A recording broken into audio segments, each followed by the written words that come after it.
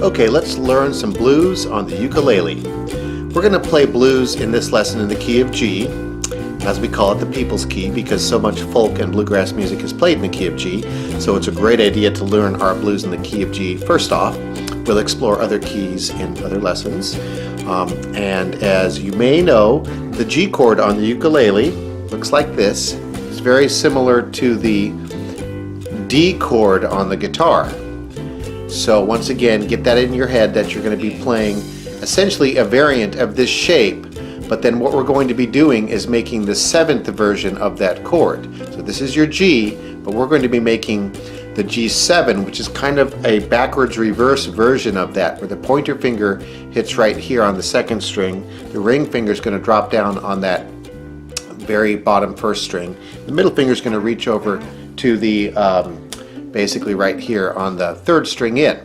Okay, so that with that idea, then what we're going to do is get used to that shape as our G chord, the G7 chord. The next chord we're going to be using will be the C7 shape. Basically, the C chord on the ukulele normally looks like this, but we're going to be making the C7 shape, which is simply dropping down 2 frets. Alright, so instead of the normal C chord, we're going to be dropping down to a C7 right here. And then the final chord in this song will be basically the D chord, which looks like this. Now, of course, this is sort of a finger scramble. Some people line up their fingers thusly. We recommend putting your fingers in the bunch with the index finger in the middle, the pointer finger looping around, and then the ring finger falling over here. The reason for that is it allows us to go to the 7th chord very easily simply by lifting off the index finger. So we'll be using the D7 chord in this form. Alright? So to review the 3 chords we'll be using for this particular blues song in the key of G, G7, C7, and D7. Not exactly in that order, but basically that's the shapes that will be rearing their head as we play through this song. Now the neat thing about the blues is it has a really cool structure where we play the root chord, in this case G, a whole bunch all the way through for essentially 4 measures.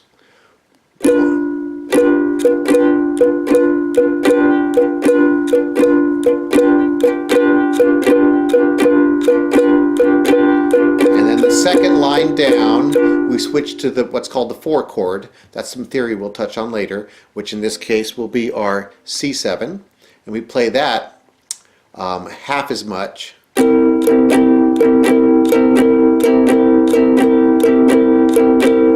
then for the second half of that second line down, we go back to the G7.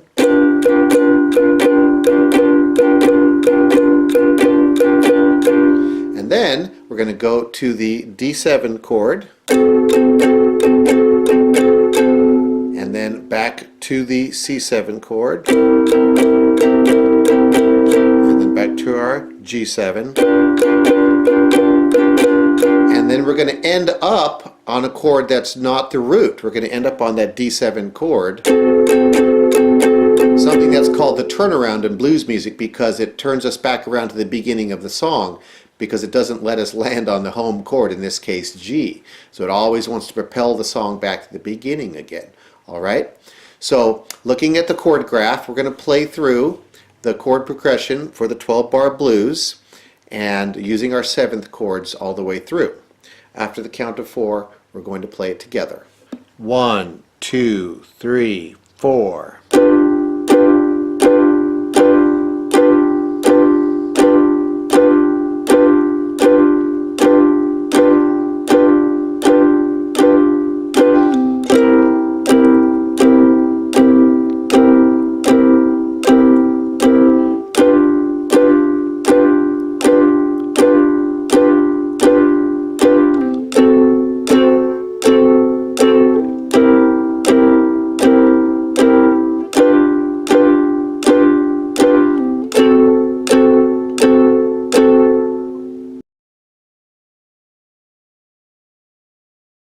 Very nice. Now to spice things up a bit with the right hand, as opposed to just playing those down strums, We're going to be going down and up now with the right hand to give it a little more jazzy quality to it. So looking at that right hand in a close-up, before we were just playing down strums like this.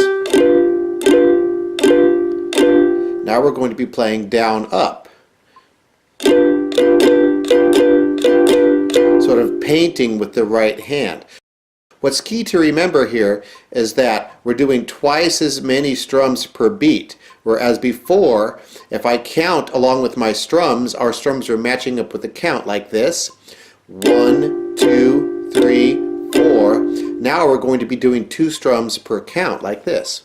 1, 2, 3, 4. Okay?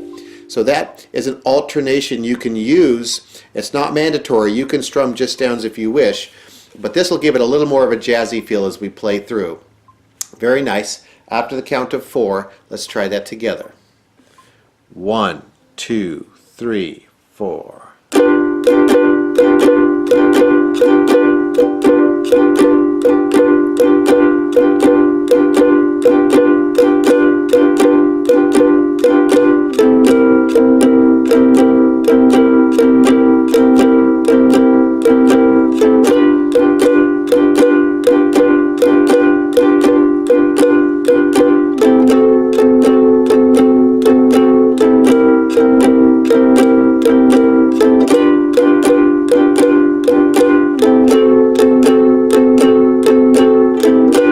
Very nice.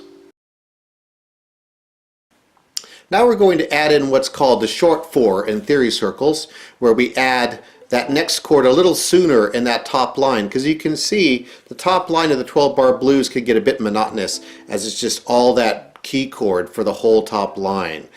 So we're going to break it up by putting in just a smidgen of C in there, essentially in the second measure. So let's try it again, strumming together through it, playing the same nice, calm 80 beats per minute, this time adding the new C chord in the second measure. 1, 2, 3, 4.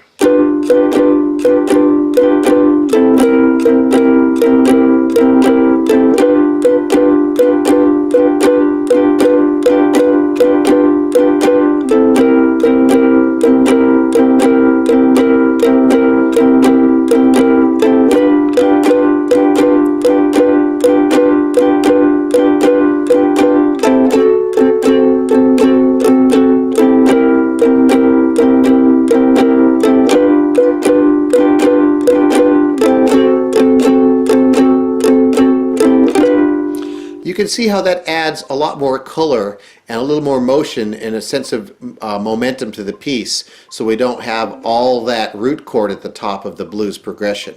Alright, now to keep things increasingly interesting, a lot of times when you're playing the blues on just about any stringed instrument, we like to monkey around with the chord shapes to add color, so there are certain fingers you can lift off and put on to essentially jazzify up those blues chords. For example, when we're playing that G7, it's common often to lift off the ring finger and sometimes put the pinky down on that 3rd fret on the bottom string. So we have these variations of the chord color we can get in that G7 form. We can be basically playing it normally in the G7 shape. We can play it without the ring finger. We can put the ring finger back on and even pop that pinky down to give us color and movement when we're having a span of a G7 sound. So let's look at how that might sound in real life, strumming along just to that G7 chord, and we're going to be lifting off the ring finger and putting it back on and popping on the pinky occasionally at the 3rd fret after the count of 2. 1, 2.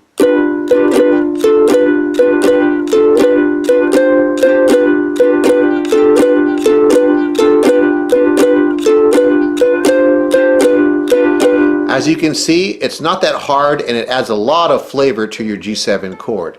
Let's look at how we might do that for the second chord in the blues. For our normal C7 position, we can take off the pointer and put it back on, sort of rocking back and forth to give color to that chord as well. Let's try that after the count of 2. 1, 2.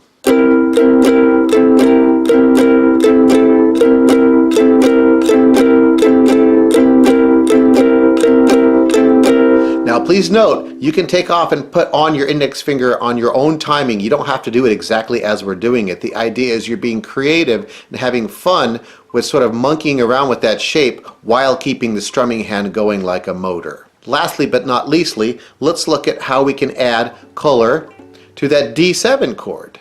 So basically we're making this D7 shape. Well, it would lead us, the obvious conclusion would be to take off the ring finger, put it back on, and sometimes pop that pinky down on the second string at the 3rd fret, giving us color for that chord. So let's try strumming the D7 chord, adding that color by lifting off the ring finger and putting it back down and popping the pinky down sometimes at the 3rd fret on the 2nd string after the count of 2. A 1, 2.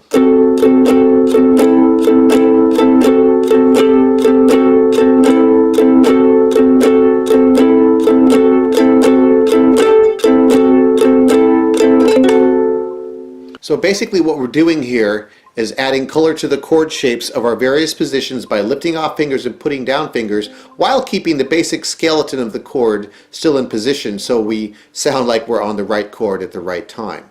So let's play through that 12-bar blues all the way up into the point we've learned it, even with that short 4 in the top line, using our color chords to create some fun. After the count of 2. 1, 2.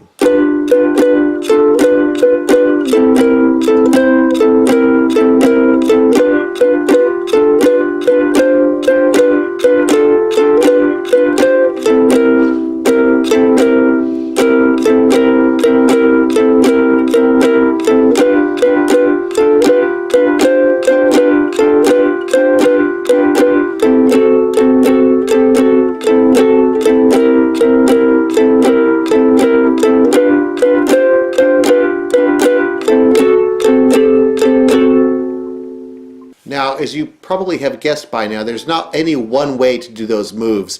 When we commit this to video, of course, every time you rewind that and look at it, as you should be doing, it'll be the same way through. Please don't get caught in the trap of thinking you have to mimic exactly what we're doing. Just take the principle underlying what we're doing, which is how to take off and put on certain fingers during a chord shape to add color to the sound.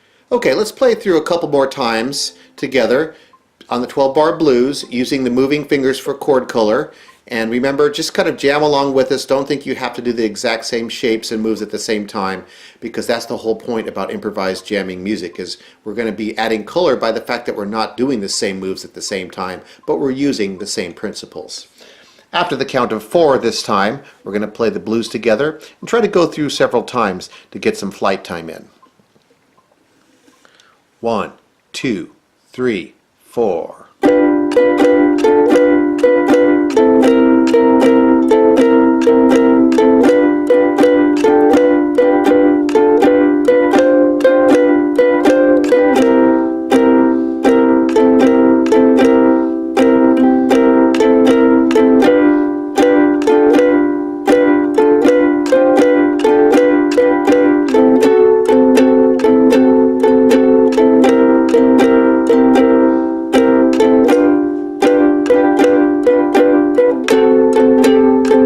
Again from the top.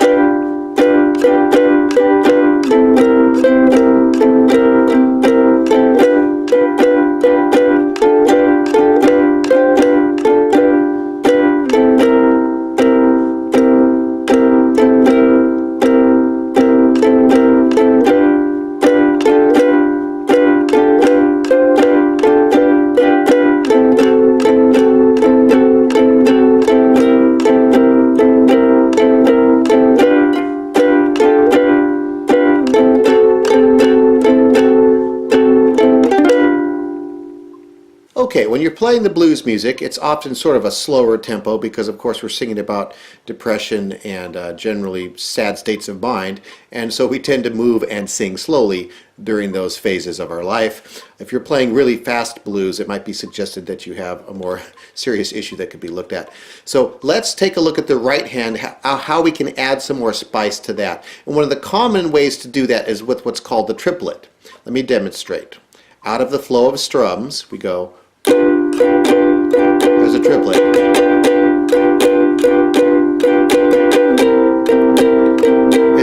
great way to add a kick to the rhythm, sort of the same thing as a cymbal for the drummer, or some kind of flurry of motion that comes towards the end of a phrase.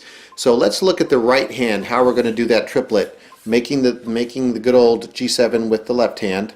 So we're going to go through really slowly the motion of that triplet. Coming out of the down, up pattern,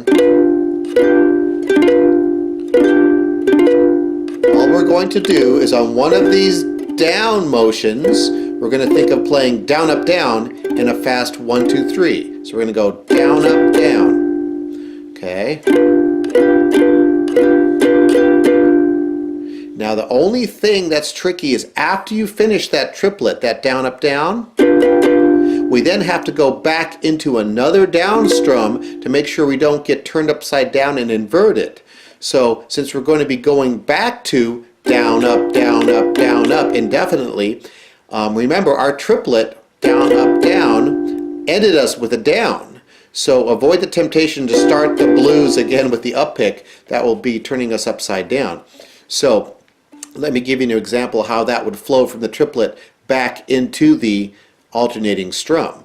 From the alternating strum of down, up, down, 1, 2, 3. There's the triplet right here. Down again.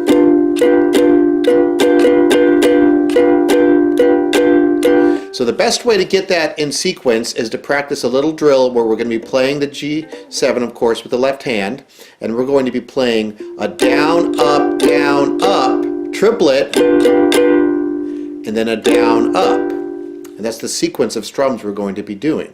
So essentially it's a little block of music that goes down, up, triplet, down, up. And as long as you know in the muscle memory of your right hand that there'll be 2 downs essentially in a row, you'll be fine.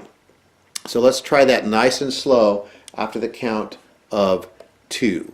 1, 2. Again, down, up, down, triplet. Again, down, up, triplet. Very nice, down, up, triplet.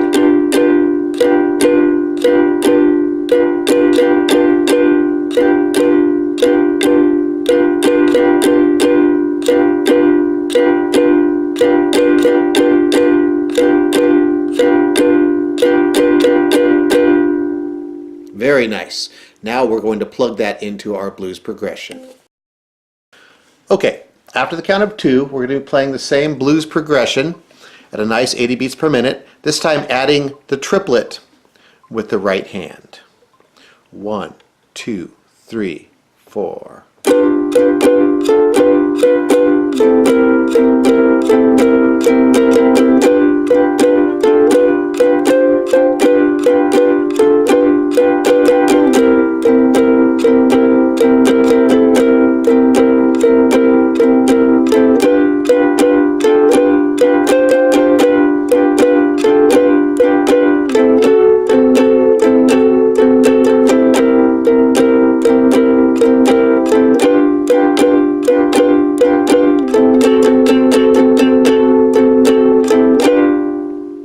Once again, you don't have to play the triplet at the exact same spots we're playing it, with the exception of the ending chord. When we play that turnaround chord at the very end, often in the blues there's sort of a mutual explosion with all the musicians where we sort of play a little more frenzied toward the end there.